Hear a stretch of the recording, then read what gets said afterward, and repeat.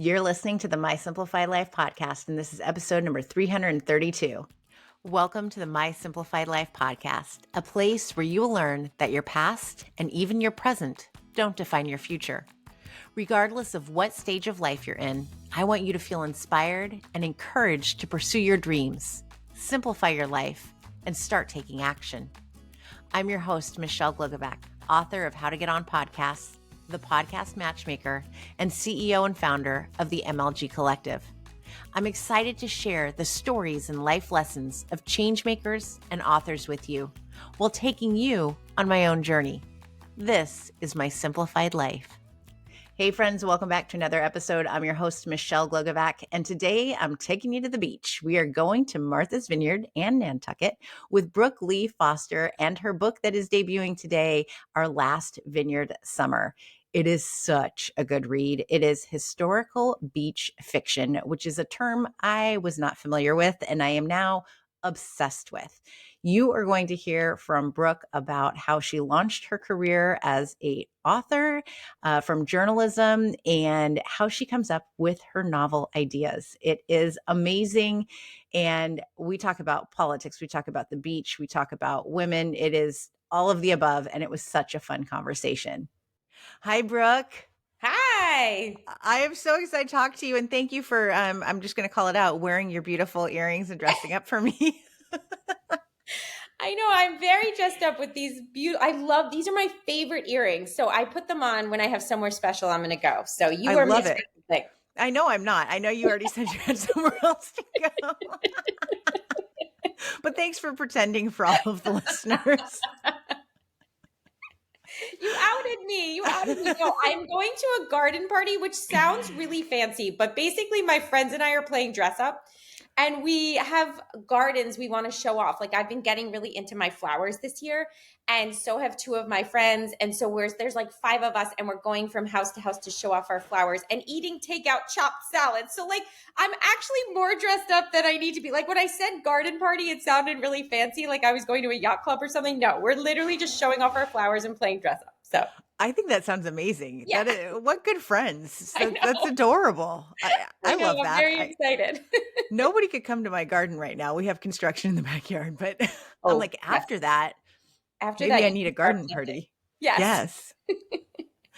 Before we even dive in further to your garden, can you take a moment and introduce yourself to everyone, please? Yes. So my name is Brooke Lea Foster, and I am a former journalist turned author. And my 4th novel, Our Last Vineyard Summer, is out in July. Today. It's today. Yes. Today. Happy Pub Day. Thank you so much. It was so good. I loved it cover to cover. It was fantastic. And these women, I love them. I love every single one of them and how they came together, and then the setting. And I read this morning as I was stalking you a bit of how I even wrote it down to remind myself in a Post-it, a historical beach fiction read. Yes. That's what I always call all of my books, because they're not going to, historical fiction, traditionally you feel like it's going to be World War II and you're going to be over in Paris. And I love those books. But when I was first, actually, I was still a journalist and I was just dreaming of being a novelist. And I read Beatrice Williams' 100 Summers. And I loved that book so much because it was the first time I read historical fiction that was set in Newport, Rhode Island. And it took place right on the eve of like the Great Depression and the stock market crash. And I just couldn't believe that you could be at the beach, but talking about real world and real life issues, which is how our worlds are, right? Like when I'm Right. laying on the beach and I'm flipping through a magazine and then I'm chit-chatting with my friends, but I'm still bringing all the baggage of my family and whoever's staying at the beach house, or even just thinking about an old friend I want to reconnect with. All of our stuff comes with us to the beach. And so I love the idea of getting into a story that like brings you to the sand, but you're also struggling and you're still dealing with all of the myriad ways that we struggle in our lives. So I try to write books where women are really finding their voice and figuring out who they are. And I love to do it in one summer because I do believe in the transformational summer and the ways in which we can really change who we want to be, and make different decisions and choices for ourselves in our lives to make us happier. And sometimes those ideas come to us when we're just sitting on a beach or a lake or wherever we go to relax. So, Yes, I love this. And I started reading your book while I was along the river in Yosemite camping. ooh, So oh, it was so perfect. It beautiful. was not Nantucket. It was not Martha's Vineyard.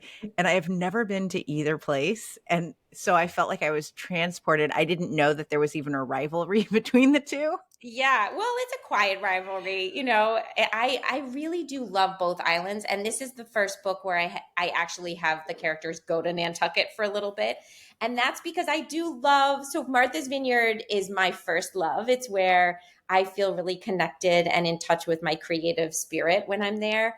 But then I go to Nantucket and I'm like, should we be going here sometime? Because it's beautiful in its own right and has its own culture and its own vibe that you sort of get lost in.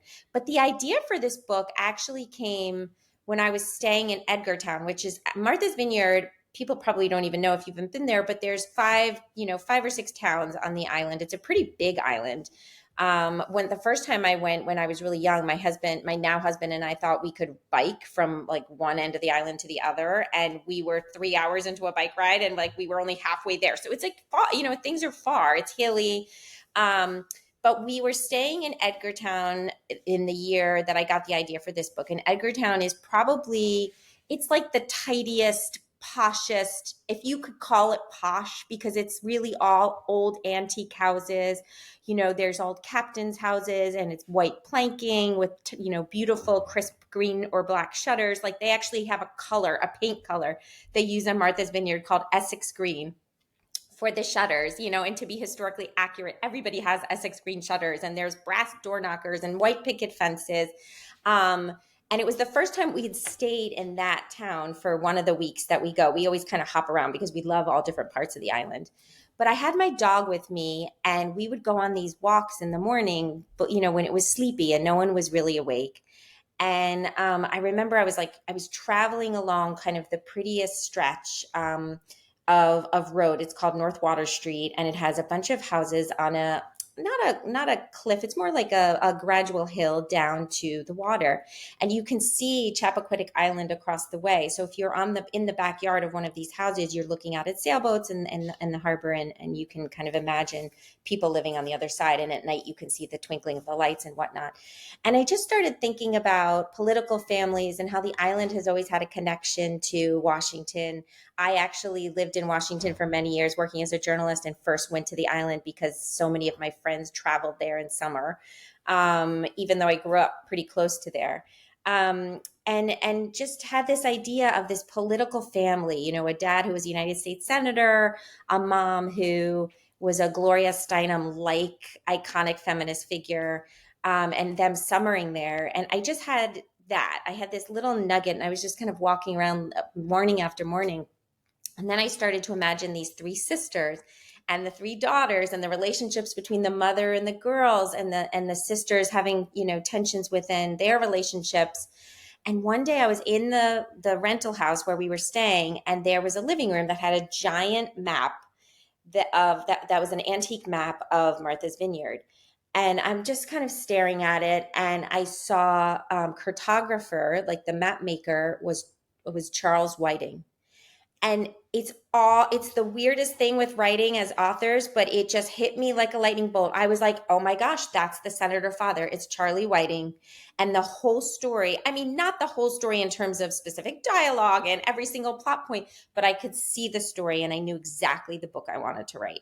So it's such a crazy thing to me that that's how this book came about, but it really was sort of the daydreaming, the houses, the water, and then seeing this name and realizing that this was the Whiting family and they were a political family and they were going to spend this summer on this island after the father passed away. I love it because it's so realistic to me. I didn't feel like any part was really fictional because Oh, good.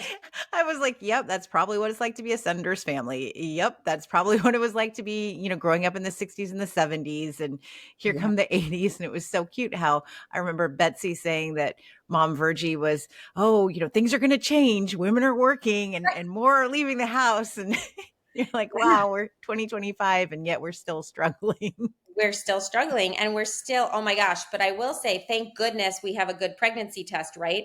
Because there's this Oh point my in the gosh, book yes. where I had to investigate how a woman in 1978 would take a pregnancy test. And my goodness, it had just been released, but this was a fascinating test where you sort of had to like put your urine in this cup and this tiny little cube, and then there was a mirror and it reflected, and if there was a brown halo, you knew you were pregnant. I mean, it was just And it took fascinating. hours. Yes, it It took. wasn't a 2, 3 minute thing and a No. digital readout. It was hours to see if Yes, there was a halo. I was like, what yes. is this? Yes, I know exactly. But yeah, so our lives have changed quite a bit. But this is part of the reason I love writing historical fiction, is because in many ways our lives haven't changed all that much. Yeah.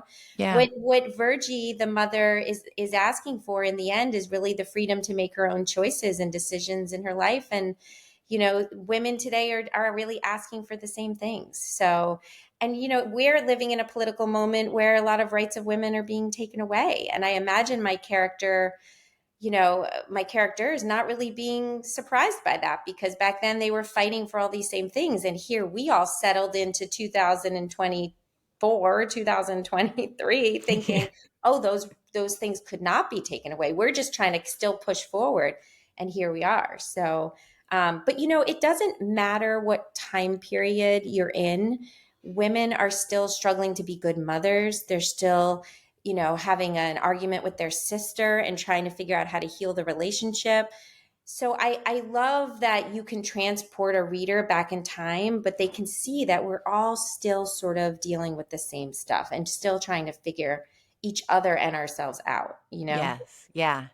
I loved the touching part for me too big was Virgie and Pamela, Oh yeah, and Pamela. how she took her under her wing per se, but then we also see Pamela taking Virgie under her wing too, Yeah. and that connection that I think Betsy thought that there was probably judgment all along the line. And I know people are like, what? Huh? I don't get what we're saying. But, but as the reader to see that, an outside perspective, because even though Betsy's the daughter and she was there all of these times, she didn't know what was going on behind the scenes of her father and her mother with this woman, and how they actually were supporting her and her son silently. And Right. how often is that happening that we don't see it? It was a beautiful moment for me. I felt to know Oh, that these people were doing good, even though, especially Charlie, because you're kind of yeah. like, dude, I wake know. up, I like, come on. know. I feel like the dad was really hard to write because I wanted to write a father who was a man of his time. So there's only so much, right? He could give to the girls emotionally, intellectually, but I wanted him to be a very good person and in his heart. Like he was somebody who really believed in the civil rights movement and really wanted to expand rights for, he had these ideas and was on the right path, but within his own family kept making these horrible mistakes that set him back in his daughter's and wife's eyes. um, and I think, I don't think all men are disappointing. I think my husband's a great guy, but I think that we've all had someone in our life disappoint us. Like Hmm. for many years when my parents split up when I was 26, I found the relationship with my father very disappointing when we were suddenly trying to figure it out on our own. Um, but I do think there's a power in the way women can help each other and have helped me in my life, some of my mentors. And I love the idea. So Pamela, for anyone who's listening who hasn't read the book yet, she becomes kind of a live out housekeeper for them. She's a local islander who's struggling financially. Her son is very close with Betsy, the youngest daughter. And Virgie, the mother figure, the matriarch in the family, really, like you said, takes her under her wing and helps her. But I think that's what a lot of us would do, right? When we see someone who our kids are connected with in some way, so that we are connected to them, and reaching out and trying to help. And this woman, Pamela, immediately rejects it and she's too proud. But then she says, how about you come help me and I'll pay you? And that's a way to kind of help her. And people have been so kind to me throughout my life that way. And women, this idea that women are cruel and are terrible bosses and they're tough on each other, it's all true, right? But there's also a lot of goodness and kindness that comes out from those connections and those relationships. And I really wanted to highlight that. And the small ways, these small things we can do for each other to lift each other up was important to me. Yeah, And because someone like even her Virgie was giving the a book. feminist, right? Like that's Yeah. what she's going to do. That was very much in keeping with her character. So, Yeah, that I need to go and read. You've encouraged me to go read The Awakening because I've never read that, and oh I yeah, and it's a big it's a big lot. topic in the book. So I'm like, "Oh, I need to read that," because she even gives that to Pamela, and Pamela's like, "Oh yes, I've earmarked, dog marked, whatever it is, I've folded the Right? pages. Here you go." And then Betsy's underlined her stuff. I'm like, "Oh, I need to go pick this up." It's a really I mean, I read it in college and have revisited over the years, and it's really fascinating because I think it just taps into an anger, but also the sense that you really can make your own choice. It's a tragedy in so many ways what happens, but I think what I took away from it when I was young was just that it's okay to go after what you want. And I Hmm. often say that a lot of my books carry a similar theme, which is women finding the courage to ask the people they love for what they need. And I suppose this interests me just because it's something maybe I've struggled with in my own life with my family and with my husband. It's just the idea of putting yourself first at times is really tough for a lot of women. We're so used to taking care of everybody. But I really wanted Betsy and Virgie in different timelines, sort of doing that, going to the people they love. In Betsy's case, it's really her mother. She wants her mother's permission. And in Virgie's case, it's her husband. It's Yeah. going at saying to him, you know what, I have this thing over you, and now I'm going to kind of live the way I want to And live. we haven't even mentioned the other two sisters too, because they have their own struggles too. And They have their yeah, own struggles. Louisa is putting career first and she's finding love. And then Aggie, is having her kids and she's like, no, I need to find myself again. Yeah. There's so many layers and themes in the book. I loved it. I can't praise I it can't tell enough. you, like, as an author, we just like live for that moment when someone tells us they love our book, because you sit for a solid year alone with these people in your head and on Yes. your Word document, and I love them. I love them so much as people. But so when I hear someone else say it, it's like, thank you. You see what I was trying to do. Yes, I absolutely loved it. And I want to go back to what you said about when you're on the beach and you're not leaving like reality because it's always with us. And I felt Yeah. like I hate the word balance because I think it's bullshit, but I feel like you saying that brings a balance to having everything that's going on around us, and yet we can still be at the beach and enjoy that Yes. that form of resistance, as we're all calling it now, Yeah. that enjoying the world around us and being at peace and calm, but also recognizing that this is still with us all the Yeah. time. And so I Yeah. love that you've combined all of this, that you said that, and that this is a book that really does that for us. Yeah, it allows you to be somewhere where you can relax, but still kind of delve into your own sister relationships, your own marriage, your own politics, figuring out where you stand on certain ideas and issues. I mean, to be honest with you, I think we're also sick of politics. We want to just like not think about it when we're on the beach at this point. Right, right. But still, I think it is interesting to look at some of these issues facing women then and now, and comparing it. But I often say that my time on the beach is my summer is my daydreaming time. And when I say that, I know I sound like, oh, I'm this princess floating around at the beach all summer. And that is not the case. I am chasing my kids. They are fighting. I am tortured half the summer.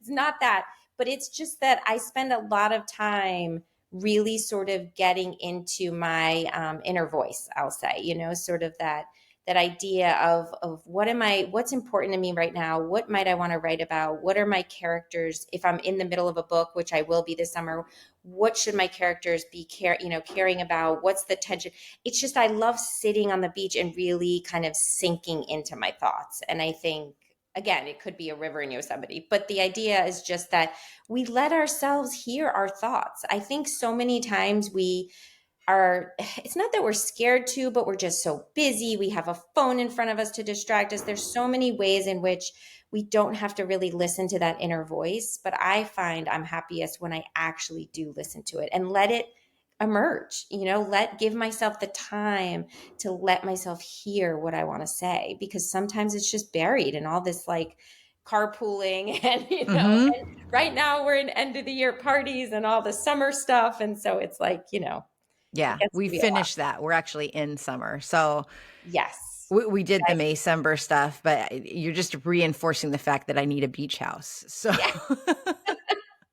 Or just a beach vacation, right? Like a beach vacation. always, yes, that is Yeah, always a yes, but I really feel the need to have something within a few hours away that I can just go I to at any know. time. Right? Yes, I Yes. know. Yeah.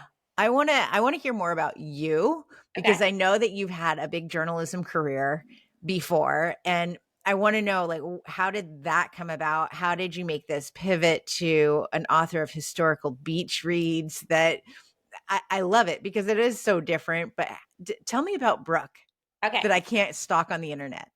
Okay. Okay. So I graduated from college, went right into DC working for a magazine. So I fell into the magazine world, which now the magazine world is a really tough, sad place. But when I started, 25 years ago, it was glorious. I was writing 6 to 8,000 word articles down in Washington D.C. Because I live in New York now. I would spend 6 to 8 weeks with one subject, whether it was the deaf football team at Gallaudet University with a hearing coach who couldn't sign, and the way they managed to have their first winning season, to an article called The Girl Who Knew Too Much, which was about a 12-year-old kid genius who was already, oh no, she was a 9-year-old kid genius who was already in college, and her mom was dying of breast cancer. And she understood completely what was happening at the same time that she was sort of emotionally a kid. So just really fascinating, great articles. But I always dreamed about writing a novel. So I was the kind of person who would leave work and walk home and go to the bookstore. At that time, it was Kramer Books. When I lived in the city, it was the Strand, and just sort of run my hand over the tops of covers. And it sounds dramatic, but it's really how I felt. I just would look at the words and look at the imagery and the titles and just think, someday I want to write a novel. But it's really a completely different skill set in some ways. And so I would start and I'd have an idea and maybe I'd write a chapter, and then I would lose interest and jump into another journalism story. And nothing ever really there was no fictional story that really set its hooks into me, until my little girl, who's 10 now, was 6 months old, and we were on Martha's Vineyard for a vacation. And, Martha's Vineyard, the light, there's something very creative about it. I can hear myself think, and I was flipping through a magazine and I saw this ad for a house you could rent that had this very interesting storied past. And it started giving me an idea for a book. And at that time, I was long into my career. I could write an article in my sleep, to be honest with you. Became very formulaic. I knew the moment I heard the quote that would be the third paragraph in the story. It just, it was fun, and I still loved talking to people all the time. But the writing part had lost some of its luster and challenge. So I was already sort of considering pivoting. But then when I had this idea, the strangest thing happened, which is that I would be, in line at the carousel, and I would hear two of my characters kind of talking in my head. And I started to think I was a little crazy, because I'm like, I would like be at the beach and I would see one of them ride by on a bike. And I just kept envisioning these people right away. And I knew what the story was going to be. And I started getting excited. Like, I started getting that feeling in your chest when your heart's going pitter patter, that something exciting is happening.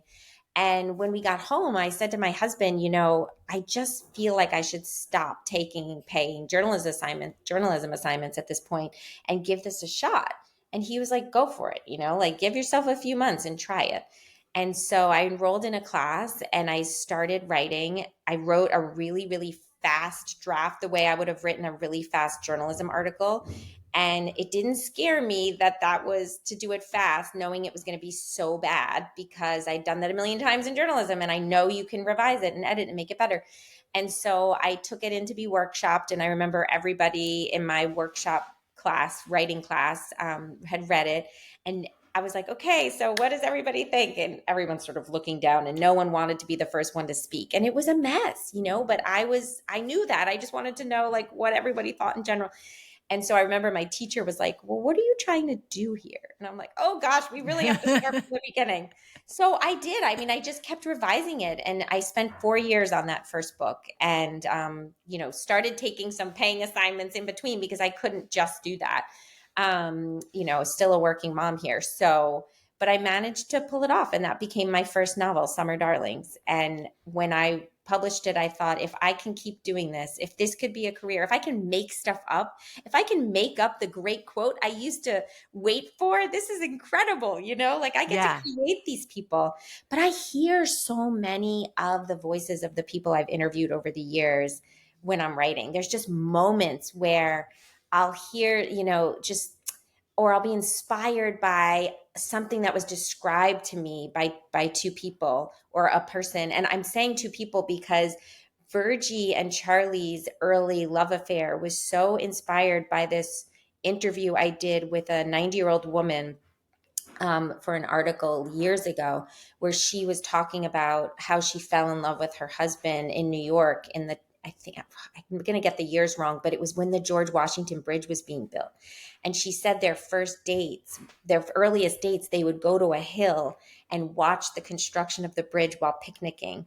And just that story had always stayed with me, and some of the stuff she had said about the two of them, and little bits of the beginning of their relationship came from some of what she had told me. So I feel like these people, these hundreds of people I've interviewed over the years, they've influenced me, but they've also set little nuggets of ideas within my brain, and sometimes I pull them out and I don't even know that's where they've come from, and sometimes I can see it.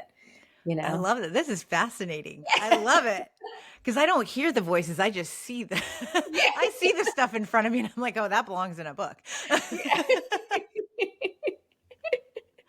Oh, I love this. So you already have the voices of the next book. You said you're going to be writing this summer? Yes. So I'm actually 3/4 done. So I'm going to be in between, book tour stuff for our Last Vineyard Summer. And, I have the kids home with me most of the summer this year. So, when I can. Honestly, it usually happens at night when I'm, but this year I have a 15-year-old who seems to never go to sleep, and he's always out wandering around the house. And I'm like, I don't know when I'm going to get anything done now, because he wants to hang out and like watch old Survivors with me, and it's adorable, and I don't want to reject him. So I don't know when I'm going to be writing, but I'll sneak some time in. But yeah, That's I'm too going to try cute. to finish it. But this one is set in Maine, but they will go to Martha's Vineyard at a certain point, because I have to touch my New England summer islands at some point, even though I want to be in Maine for this book. But this one is, I'm moving into the 80s. So I don't mean to Oh, actually keep going up by decade. And I know after this book, I'm going to go back down to the 50s and 60s, because I just miss it being in the 80s. I'm like, the 80s are so weird. But I remember the 80s. That was what was fun about our Last Vineyard Summer. The secondary timeline was 1978. mm-hmm. And I remember, I don't remember 1978, but I remember, because I was only 3 years old, but I remember early 80s, and a lot of the pop cultural things that were happening crept into the early 80s. The fact that like Star Wars or Jaws was released a few years before, and some of the music is familiar. So it's really fun for me to go back, like they can be eating Wheaties and things that I remember, Olympians being on we remember the gymnast, who was on the cover of Wheaties. What was her Oh, name? yeah.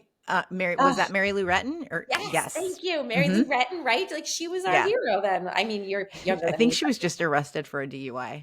Oh Like no, you're literally. killing my No, Wheaties box memories. yeah.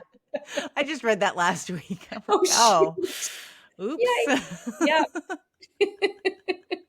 I have to also tell you, since you put the address of 12 Chapel Way, I actually Googled it and I was like, there really is a Chapel Way. There really is a And I Chapel was Way. looking at the houses. I have this thing. I've done this with Jane Rosen too, with all of her books on Oh, Fire I love Island. her. I'm Yeah. like, Jane, I'm always looking at real estate now whenever your books come out because I want to move to Fire Island. So you had me looking at real estate too. I'm like, which beach house could be mine? Oh my God, that's so funny. Okay, so I have a story about that. So I actually had a different address in the book. So this is when the characters go to Nantucket, they're looking for a house at 12 Chapel Way, but I had a different address in there. But I knew that I had to go to Nantucket and go to the address to see what was actually there because I was afraid on Google Maps they might show me something wrong or like that part of Nantucket is very hazy, like the addresses can be a little strange. So when I was there, I went out there and realized that the address that I had before had, all these brand new houses in that area, which could pass because it could be that what was there before was knocked down, Right. but it didn't feel authentic to the story. So then I drove around looking for a spot that would still fit my story, and Chapel Way was it. Like, I okay, love I that. got it. Yeah, Yeah. I found real estate listings for 6 and 8. Oh, and I'm sure they were very affordable. Oh yeah, the whole island. I was like, yeah, obviously I'm not moving there. Fire Island looks a little more affordable. Oh my God, but barely, right? I mean, Yeah. Fire Island's crazy too. Oh, Yeah, goodness. but at least you can get beachfront for, a couple million. I'm in No, California, instead so of a couple million's not yeah, getting you anywhere near the beach. that's true. That's true. Yeah. Oh, Brooke, I adore you. I am in love with your writing. Keep going, please, so I can just keep having you on every year Oh, thank and have you. You're a so sweet. historical beach read. I think it's amazing. Happy Pub Day. And can you share with everyone where they can find you and how they can pick up our Last Vineyard Summer? Yes. So our Last Vineyard Summer is sold, in all bookstores everywhere. You can find me at dearfiction.substack.com or my website, brookeleafoster.com. And I'm on Instagram, Brooke Lea Foster. You're So, amazing. Thank you so much for coming on. oh, thank you. You're so much fun. You're such a good interviewer. I really feel like we were just chatting. So that's great. We're friends now. We're going to have a Yeah, garden party that's friends for next. life. I have to say, I think one of the best analogies that Brooke gave us was around balance and the beach, and how even though we can be in a beautiful place, all of the world's realities never actually leave us. So recognize that we have the two, we can bring them together. Recognize that what women in the 60s and 70s went through is pretty much what women today are going through as well. And remember that books allow us to see all of this. It is so incredible that we can not only build empathy through books, but also look at the past, see the present, and really allow ourselves that kind of escape in a book that also brings us back to where we are today. Definitely grab a copy of our Last Vineyard Summer. It is so good. You will not regret it. I promise you. Congratulations to Brooke on her pub day, and I can't wait for the next read that she writes.